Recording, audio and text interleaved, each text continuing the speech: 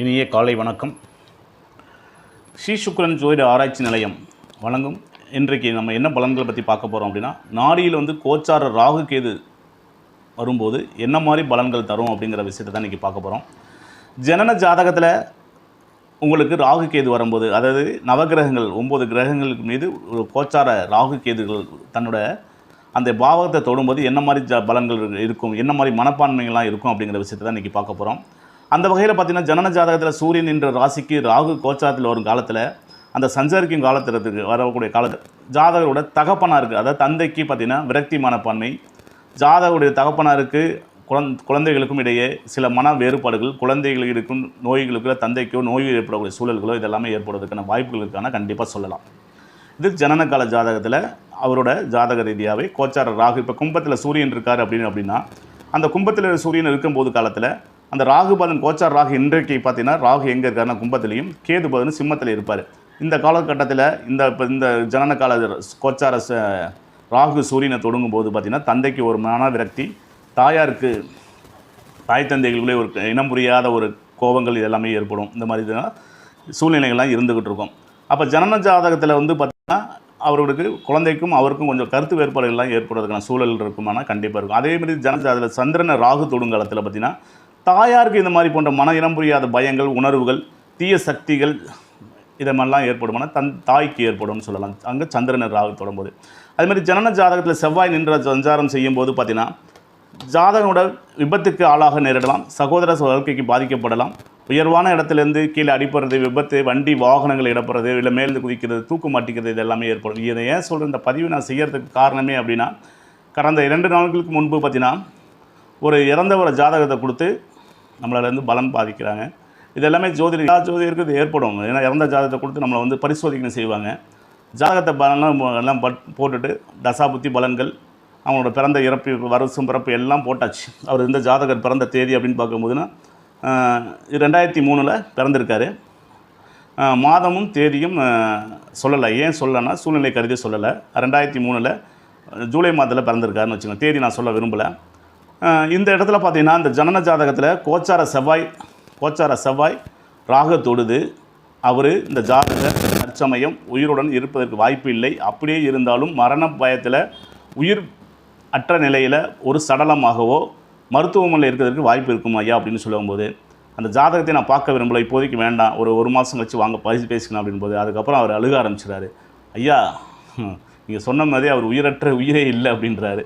அப்போ நம்ம என்ன சொல்கிறது அப்படின்னா, ஏன் இந்த பதிவு நான் அந்த இடத்துல சொல்கிறேன் அப்படின்னா, நம்ம கோச்சார ராகு கேதுக்கள் இந்த ஜோதிடருக்கு என்ன மாதிரி விஷயங்களை நம்ம கொடுத்து உதவுறாரு அப்படிங்கிற விஷயத்தை நம்ம இந்த இடத்துல தெரிஞ்சுக்கணுங்கிறதுக்காக தான் இந்த பதிவை நான் செய்கிறேன் அப்படிங்கிறத நான் சொல்ல வரேன்.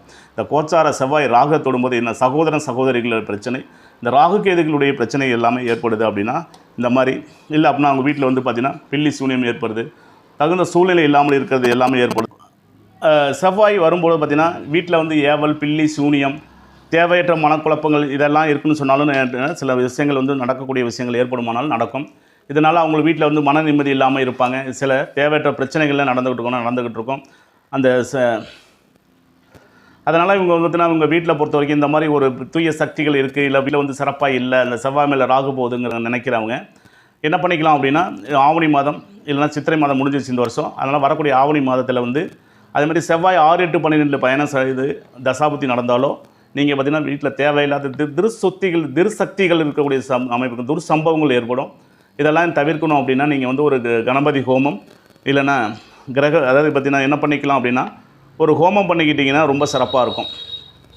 சுதர்சன ஹோமம் செய்வது ரொம்ப சிறப்பாக இருக்கும்.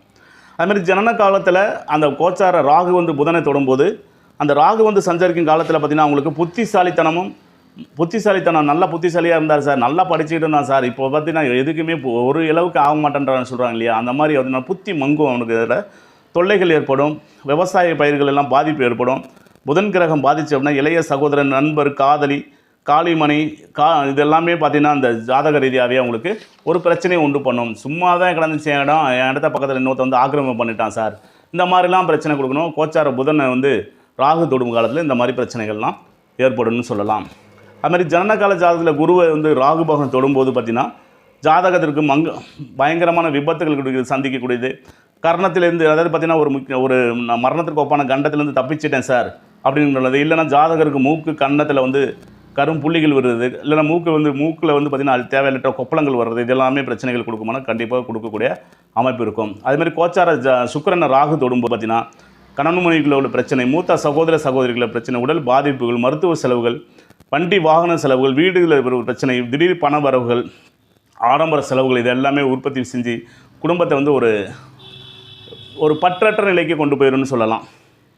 அதுமாதிரி கோச்சார சனியத்தோடு ராகு சனி சேரும்போது பார்த்திங்கன்னா நெருங்கிய உறவுள்ளவருக்கு கண்டிப்பாக மரணம் ஏற்படும்னு சொல்லலாம். அதுமாதிரி அவங்களோட ஈர்ம சடங்குகள் எல்லாமே வந்து கலந்து கொள்ள சூழல் ஏற்படும்னு சொல்லக்கூடிய அமைப்பு எல்லாமே இருக்கும்னா கண்டிப்பாக உண்டு. அதுமாதிரி ராகுவுடன் சங்கடங்கள் ஏற்படும், நிறைய கஷ்டத்தை உண்டு பண்ணுவார், நிறைய மனக்கசப்பை ஏற்படுத்துவார், இதெல்லாம் சொல்லக்கூடிய அமைப்பு இருக்குமானா கண்டிப்பாக இருக்கும். அதுமாதிரி கேது நின்ற ராகு வரும்போது பார்த்திங்கன்னா அதிகாரிகள், அரசு அதிகாரிகள் கோபத்துக்கு செய்தொழில் இடைஞ்சல்கள் உண்டாகுது, சில பிரச்சனைகள் ஏற்படுது, இது எல்லாமே ஏற்படுமானா கண்டிப்பாக ஏற்படக்கூடிய காலங்கள் இருக்குன்னு சொல்லலாம்.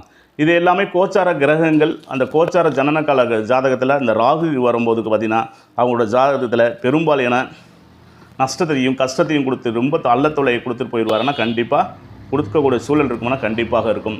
மீண்டும் அடுத்த பதிவில் செஞ்சோம். அடுத்த பதிவில் பார்த்தீங்கன்னா கேதுவை பற்றி பார்ப்போம். நன்றி, வணக்கம், வாழ்க வளமுடன், வாழ்க ஜோதிடம், வர்க்க ஜோதிடம், வாழ்க.